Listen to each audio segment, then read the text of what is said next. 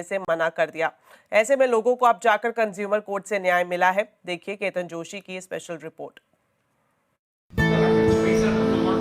पेशे से वकील सीके जोशी कोरोना के दौरान बीमार पड़े तो अस्पताल में जगह नहीं थी, इसलिए उन्होंने घर पर ही ट्रीटमेंट लिया।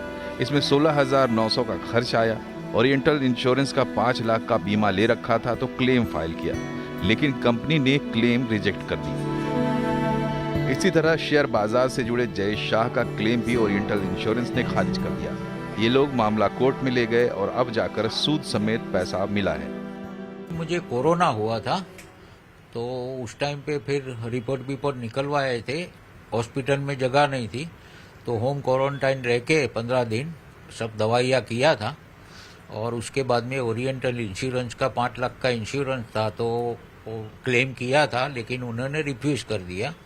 तो मुझे कंज्यूमर कोर्ट में मुकेश भाई के थ्रू फाइल करना पड़ा और उन्होंने एफर्ट करके इंटरेस्ट के साथ में 16,000 के सामने 23,000 इंटरेस्ट एक्सपेंस के साथ में पैसे दिलाए। ओरिएंटल इंश्योरेंस कंपनी थी और मैंने 87 से मैं उनका मेरा प्रीमियम भरता था। इवन दो इन लोगों ने मेरा क्लेम रिजेक्ट किया। मैं होम क्वारंटाइन में किया था, मैंने ट्रीटमेंट लिया था ये कोरोना का, फिर भी उन लोगों ने क्लेम रिजेक्ट किया। बाद में मैं कंज्यूमर कोर्ट में गया, वहाँ से मेरा एडवोकेट ने मुझे वो टोटल 3 साल केस मेरा चला और वो टोटल केस मुझे जिता लिया और टोटल 36,600 के सामने मेरा 56,800 मुझे मिला टोटल।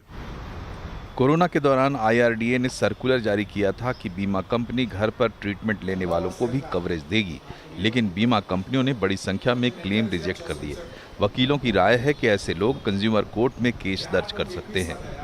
पहले तो MD डॉक्टर का प्रिस्क्रिप्शन, दवाई के बिल, सारे ओरिजिनल डॉक्यूमेंट क्लेम फॉर्म के साथ सबमिट करना पड़ता है और क्लेम प्रोसेस करने के बावजूद अगर बीमा कंपनी क्लेम के पैसे मेडिकल खर्चे के रिएम्बर्समेंट नहीं देती है तो वो कंज्यूमर कोर्ट में केस दाखिल कर सकते हैं।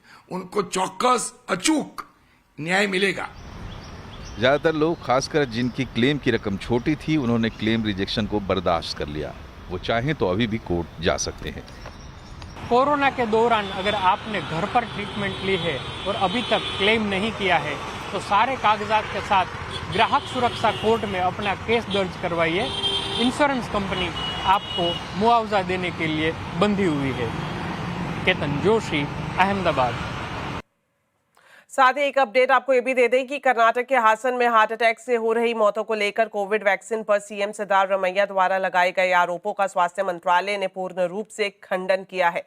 सिद्धारमैया ने आरोप लगाया था कि कई इंटरनेशनल रिसर्च में हाल ही में ये संकेत मिला है कि कोविड की वैक्सीन हार्ट अटैक का कारण बन सकती है। सिद्धारमैया ने एक्स पर लिखा था कि क्या वैक्सीन को जल्दबाजी में मंजूरी देना इन मौतों की वजह हो सकती है।